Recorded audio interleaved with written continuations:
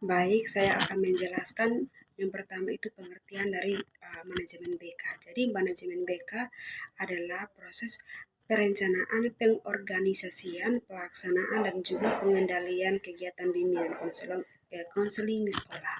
Tujuannya agar pelayanan bimbingan konseling yang dilakukan di sekolah itu dapat berjalan secara efektif, efisien, dan juga dapat mendukung pengembangan potensi peserta didik di sekolah.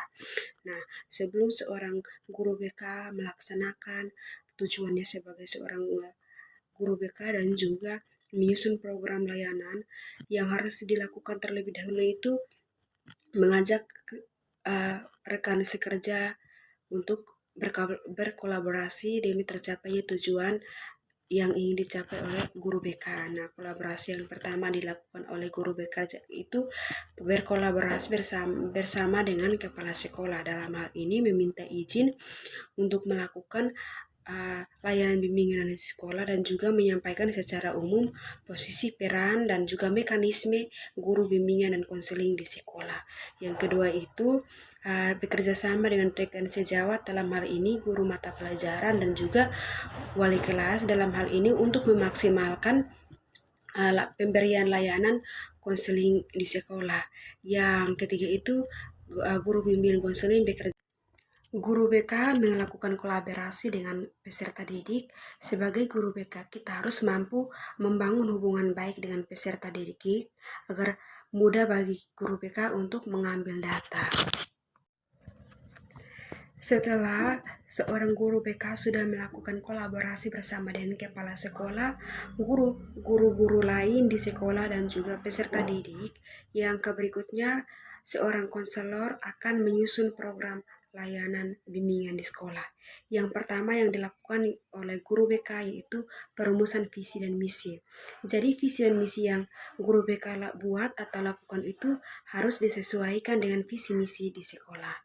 Yang kedua itu guru BK melakukan asesmen atau pemetaan kebutuhan peserta didik. Jadi untuk mengetahui kebutuhan peserta didik secara individu atau kelompok, seorang guru BK harus melakukan need assessment atau asesmen kebutuhan untuk mengetahui kebutuhan peserta didik, sehingga ketika guru BK memberikan layanan, benar-benar apa yang diberikan atau disampaikan oleh guru BK, layanan yang disampaikan oleh guru BK itu benar-benar dibutuhkan oleh peserta didik tersebut. Yang kedua itu asesmen diagnosis non-kognitif. Jadi asesmen diagnosis non-kognitif ini dilakukan untuk mengetahui yang pertama itu gaya belajar peserta didik, fasilitas belajar peserta didik baik di sekolah maupun di rumah, dan juga yang terakhir itu kesejahteraan psikologis peserta didik. Setelah merumuskan visi dan misi dan juga melakukan need assessment untuk mengetahui kebutuhan peserta didik, langkah berikut yang dilakukan oleh guru BK adalah merumuskan program. Jadi program BK yang disusun itu berdasarkan hasil need assessment yang sudah dilakukan. Jadi susunan program itu berdasarkan bidang dan juga komponen layanan dan lain-lain. Jadi bidang layanan itu ada 4, yaitu bidang pribadi, bidang sosial, bidang belajar, dan juga bidang karir. Yang kedua itu komponen layanan BK. Jadi komponen layanan BK itu ada komponen layanan dasar, komponen layanan responsif, komponen layanan peminatan, dan juga perencanaan individual, dan yang keempat itu dukungan sistem. Langkah berikut yang dilakukan yaitu menyusun rencana kegiatan, menyusun RPL untuk memberikan layanan. Jadi rencana kegiatan bimbingan konseling terdiri dari beberapa komponen. Yang pertama itu ada aspek perkembangan. Jadi kita mau menyusun program rencana kegiatan untuk memberikan layanan kepada peserta didik. Yang pertama itu kita harus merumuskannya berdasarkan aspek perkembangan. Jadi aspek perkembangan itu ada beberapa aspek. Yang pertama itu ada aspek kehidupan religius, aspek landasan perilaku etis, yang ketiga itu kematangan emosional, yang keempat kematangan intelektual, yang kelima kesadaran tanggung jawab sosial, yang keenam itu kesadaran gender, yang ketujuh pengembangan pribadi, yang kedelapan perilaku kewirausahaan, yang kesembilan wawasan dan kesiapan karir, dan yang kesepuluh itu ada kematangan hubungan dengan teman sebaya. Yang rumusan rencana kegiatan yang kedua itu capaian layanan, yang ketiga itu tujuan layanan, yang keempat itu kelas yang kita akan merumuskan kelas yang akan diberikan layanan, yang kelima itu komponen layanan, yang berikutnya itu strategi apa yang kita pakai untuk memberikan layanan kepada peserta didik, dan yang berikutnya itu materi layanan. Jadi materi layanan itu kita siapkan setelah kita sudah melakukan need assessment. Jadi kita melakukan need assessment, kita akan mengetahui apa yang peserta peserta didik butuhkan untuk apa yang peserta didik butuhkan. Jadi setelah kita sudah tahu dia punya kebutuhan apa, kita akan menyusun materi layanan, sehingga materi layanan yang kita siapkan itu benar-benar dibutuhkan oleh peserta didik.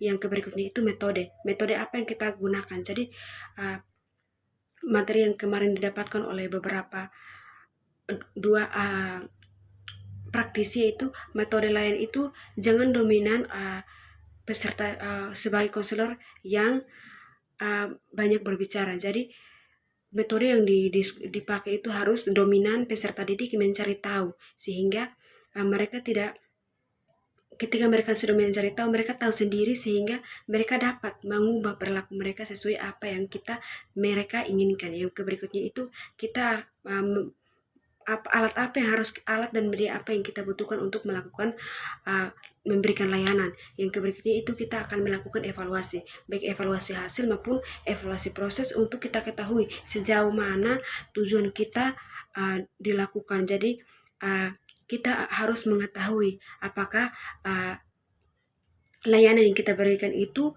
bermanfaat bagi peserta didik atau belum, dan juga kembali kita mengevaluasi, sehingga pada waktu-waktu yang kita mau melakukan kegiatan lagi, kita bisa melakukan yang terbaik lagi dari evaluasi yang kita lakukan tersebut. Setelah menyusun program layanan atau menyusun rencana pelaksanaan layanan, berikutnya kita akan mengimplementasikan program yang sudah kita buat. Jadi implementasi program bimbingan konseling yang dilakukan itu baik itu sudah terjadwal maupun secara bersifat insidental. Sebagai guru BK, sebaiknya guru BK itu harus menjadi guru BK yang humanis bagi peserta didik, sehingga peserta didik tidak canggung dan takut serta menganggap guru BK itu polisi sekolah. Hingga berikutnya itu evaluasi dan juga tindak lanjut. Evaluasi itu dilakukan untuk mengetahui sejauh mana program yang kita lakukan itu mencapai tujuan atau belum mencapai tujuan. Jadi evaluasi yang kita lakukan adalah evaluasi proses dan juga evaluasi hasil. Evaluasi proses itu kita melakukan observasi terhadap keaktifan dan juga keikutsertaan, keterbukaan peserta didik dalam mengikuti kegiatan. Yang kedua itu angket. Evaluasi hasil itu adalah berupa angket yang akan diisi oleh peserta didik. Sejauh mana apakah mereka membutuhkan materi itu atau tidak, dan lain sebagainya. Dan dilakukan dengan tindak lanjut, yaitu kita lakukan lagi wawancara untuk mengetahui apakah benar-benar kegiatan kita itu bermanfaat bagi mereka atau tidak. Nah, berikutnya kita akan membagikan angket tingkat kepuasan peserta didik dalam mengikuti kegiatan. Yang berikutnya itu lagi ruang BK. Sebagai guru BK, buatlah ruang BK yang semenarik mungkin, sehingga peserta didik tidak bosan dalam mengikuti kegiatan, atau dalam hal ini ruang BK itu harus menarik, sehingga ketika peserta didik datang melakukan konseling di ruang BK itu, mereka tidak bosan, tidak